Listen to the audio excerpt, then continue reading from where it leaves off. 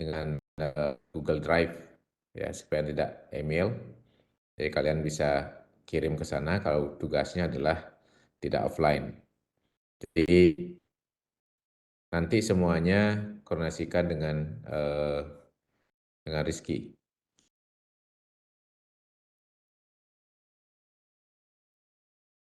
Dan untuk hari ini,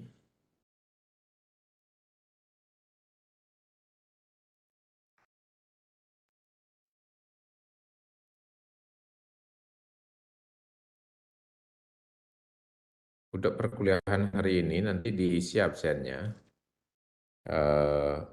Dan saya sudah punya catatan di sini siapa yang hadir. Ya, kita akan cek minggu depan. Oke, pertama barangkali saya harus menyampaikan rencana pembelajaran semester yang akan kalian pakai, acuan untuk mengikuti perkuliahan analisis struktur metode matrik ini.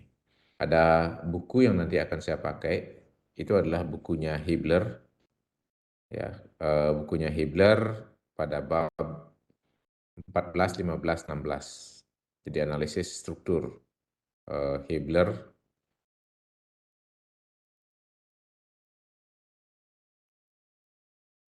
Nah, ini RPS kita. Jadi kalian akan mengacu kepada RPS ini.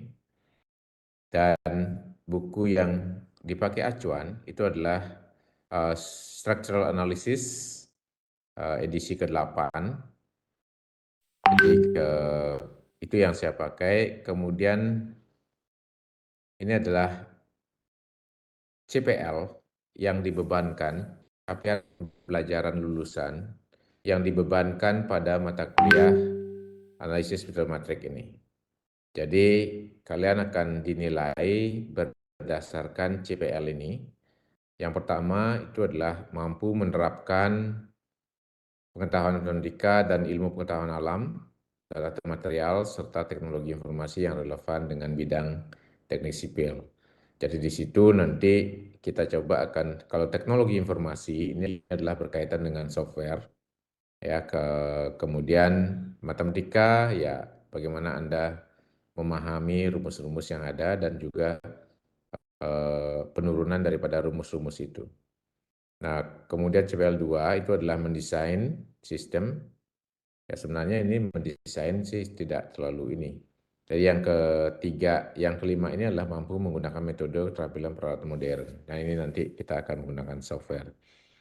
Nilainya akan dibebankan sesuai dengan indikator ini. Jadi tugas-tugas yang akan kalian kerjakan itu adalah mengacu kepada indikator-indikator ini yang eh, yang komposisinya adalah 20%, 50%, 25%, dan ini mungkin banyak ya. Ya, ini mulai dari materinya. Yang pertama itu adalah kitab minggu pertama dan kedua. Barangkali nanti kita akan seperti hari ini saya menyampaikan kontrak perkuliahan atau RPS ini. Kemudian minggu depan kita akan membahas terkait dengan jenis-jenis struktur rangka dan deformasinya dan konsep dasar metode matrik, metode kekakuan. Nah, konsep dasar metode kekakuan itu ada materi yang sudah saya link di grup, ya kalian bisa baca, itu adalah materi kuliah di luar yang memberikan konsep dasar dari bagaimana metode kekakuan itu. Nah, nanti baru kita akan membahas terkait dengan terkait dengan rangka batang, kemudian balok dan kolom.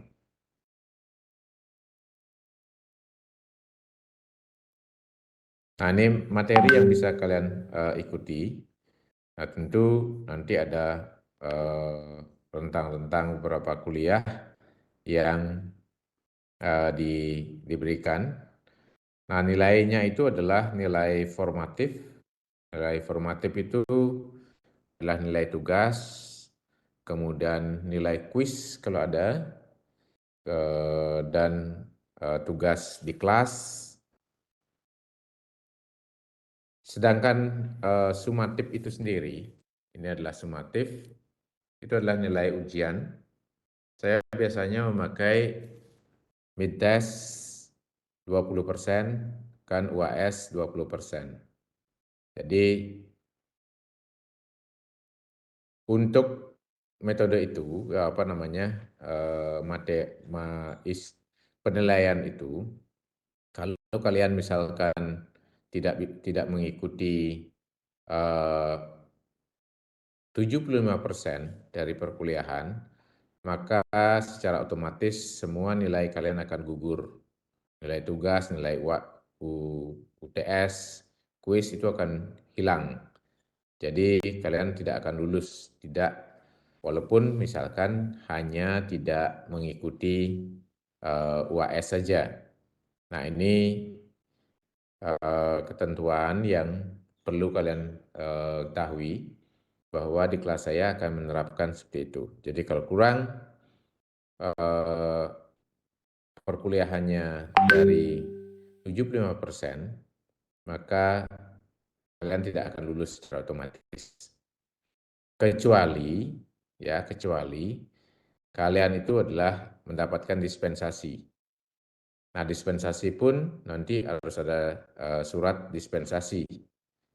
Dan kalau kalian misalkan sakit, tidak bisa mengirim surat sakit, saya akan toleransi surat sakit kalian itu sampai dengan minggu berikutnya. Kalau misalkan bisa, silahkan dititipkan surat sakit dari dokter, atau misalkan kalian ada upacara adat yang tidak bisa ditinggalkan, maka kalian harus membuat surat keterangan dari klien atau yang diketahui orang tua. Nah, itu rule yang akan saya terapkan. Saya tidak akan mentoleransi kalau nantinya di akhir ada mahasiswa yang bilang bahwa saya sebenarnya lebih dari 75%, tetapi saya lupa mengabsen. Nah, itu saya tidak akan toleransi hal itu.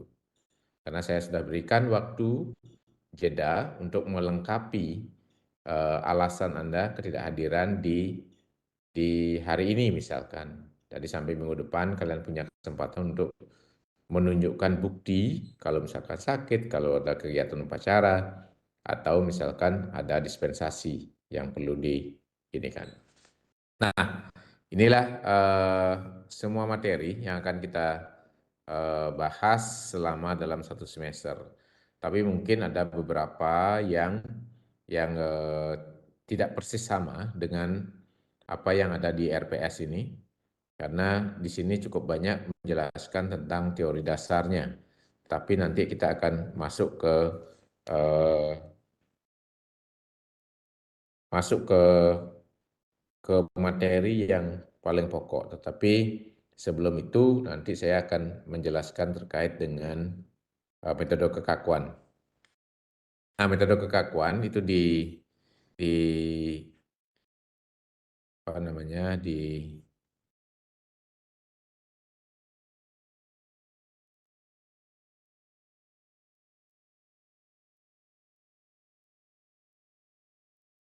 grup saya sudah kirimkan.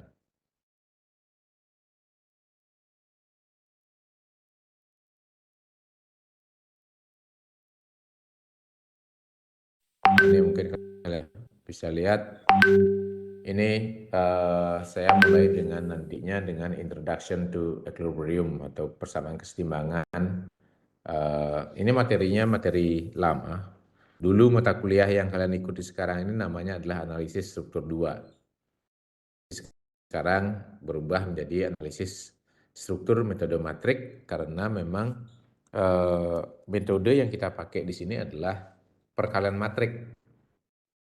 Oke, perkalian matrik yang ini. Jadi matematika aljabar terkait dengan matrik itu yang nanti kalian perlu perdalam lagi. ya. Nah, itu, nah ini di samping itu saya perlu kalian mencari sekarang adalah software yang namanya adalah MATCAD.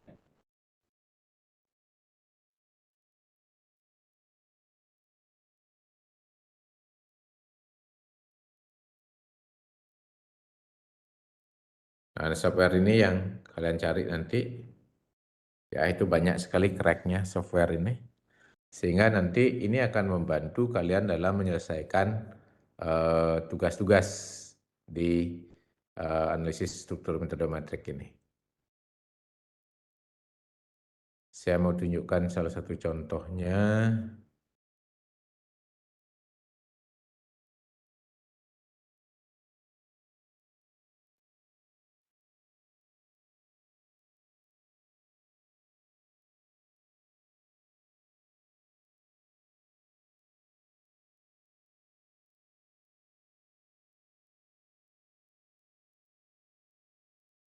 Oh, ini tidak ada penyelesaian dengan metode matrik, dengan ini, dan apa namanya,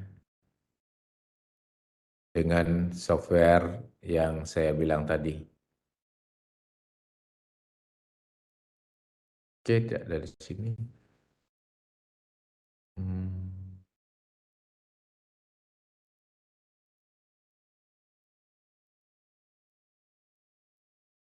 Oke, nanti akan saya tunjukkan bagaimana menggunakan ini, MATCAD ini. Ya, sebenarnya di panduannya sudah cukup banyak juga menggunakan MATCAD. Nah, ini akan sangat kalian butuhkan di dalam melakukan perhitungan perkalian matrik yang besar. Karena di situ akan berkaitan dengan inverse dan transpose dan perkalian matrik yang lainnya. Karena ini adalah kita sesuai dengan nama mata kuliahnya, itu adalah analisis struktur metode matrik. Jadi di situ akan masuk perkalian-perkalian matrik. Oke, itu yang ingin saya sampaikan. Jadi saya tidak seperti yang janji saya tadi, saya tidak akan mengajar materinya pada hari ini, tetapi saya akan hanya menyampaikan RPS dan ketentuan-ketentuan yang berkaitan dengan perkuliahan yang akan kita laksanakan satu semester ke depan ini.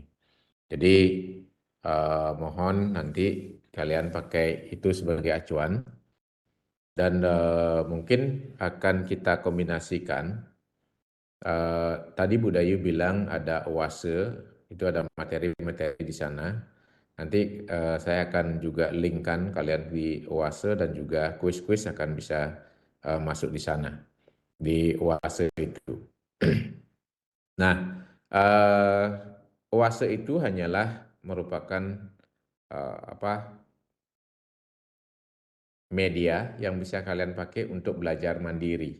Tetapi nanti tetap kita akan bertemu di kelas, apakah modelnya nanti akan berupa diskusi, tidak mendeliver materi seperti yang saat ini. Karena materi-materinya akan saya berikan di OASE atau misalkan materi seperti sekarang ini, kalian nanti baca materi ini sehingga nanti kita bisa diskusikan bagian mana yang dari materi ini yang kalian akan masih belum paham.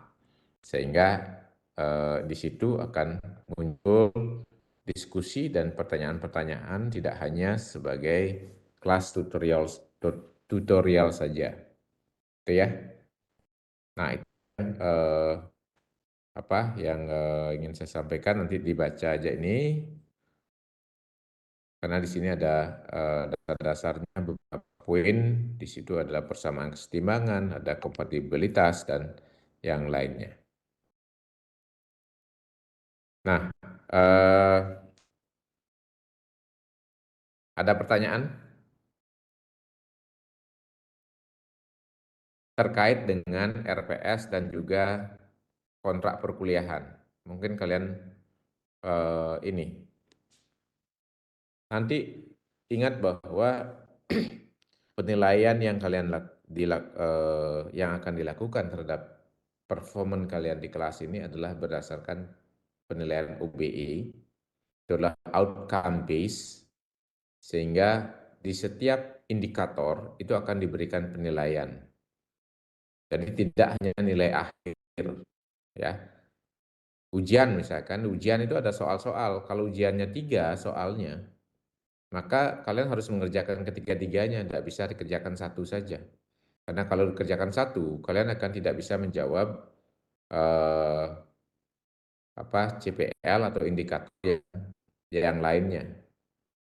Oleh karena itu, perhatikan indikator-indikator biasanya nanti untuk kedepannya, barangkali soal itu akan ada ininya, ada CPL yang diukur, ya CPL yang diukur. Sehingga nanti dari 12 CPL yang capaian pembelajaran lulusan yang dirancang oleh program studi teknik sipil, itu kalian semuanya lulus di setiap mata kuliah. Nilai minimum daripada CPL itu sudah ditetapkan itu adalah 55. Ya.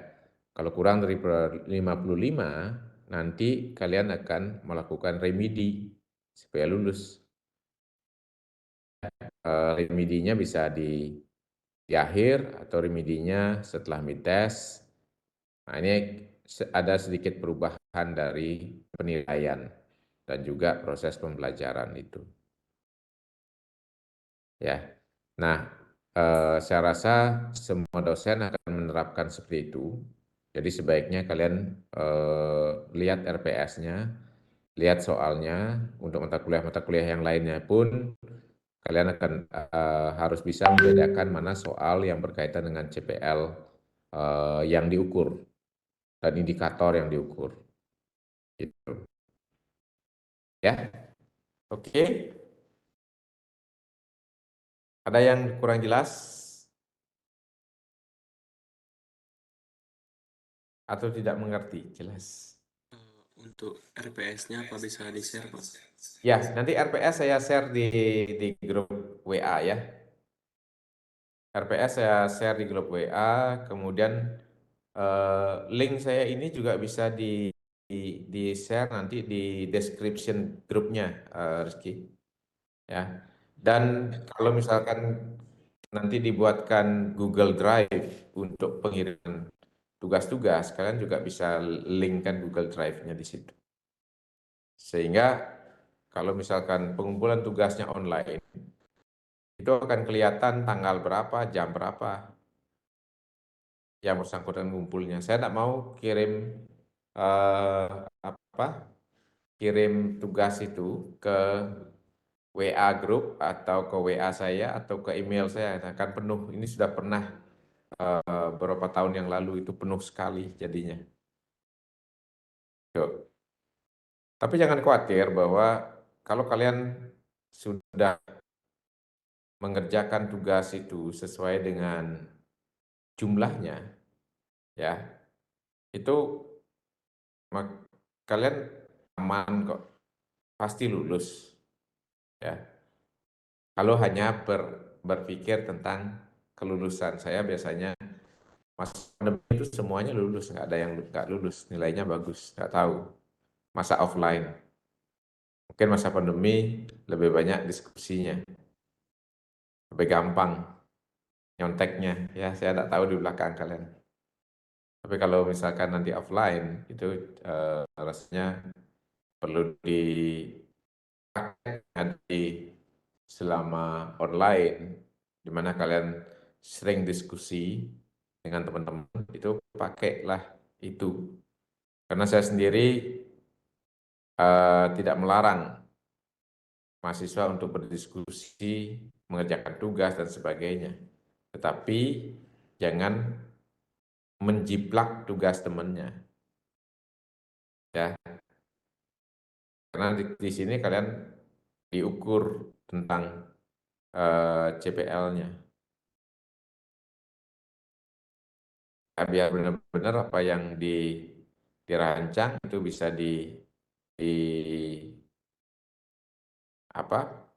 dipahami oleh mahasiswa. Saya bebas saja, nanti kalau misalkan kalian ada yang kurang paham, kurang dimengerti, silahkan saja ditanyakan. Ya. Jangan ragu-ragu untuk bertanya, untuk menanyakan, atau misalkan kalian simpan pertanyaan itu. Saya tidak akan menyalahkan langsung atau mengurangi nilai dari mahasiswa yang mau bertanya. Saya akan menambahkan nilai malah. Itu adalah menunjukkan keaktifan kalian di dalam perkuliahan. Oke, ada yang lain?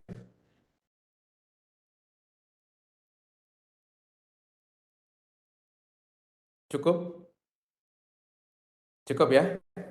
Ya, Pak. oke. Karena saya mau ngajar di S2 juga. Sebenarnya saya ngajar di S2 jam 6. Jadi saya mundurkan 30 menit untuk ke pertemuan pertama ini. Jadi sehingga bisa bertemu dengan kalian untuk pertama kali semester ini, walaupun hanya di online, di tatap layar seperti ini. Oke, kalau begitu saya akan share RPS-nya di grup, ya. Silahkan dibaca-baca dulu. Nanti materi yang saya share tadi itu juga dibaca. Tolong Rizky diisi absensinya, ya. Yang ini dicentang saja, atau di absen tanda tangan nanti minggu depan 2 kali. Bagi yang hadir hari ini, bagi yang tidak jangan di absen.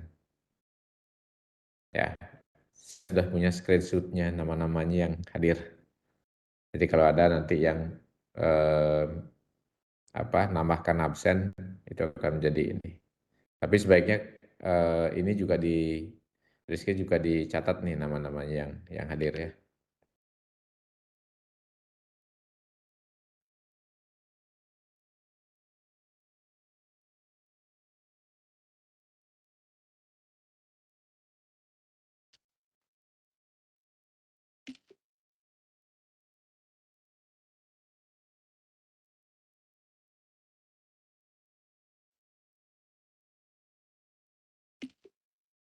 Oke, cukup sekian ya.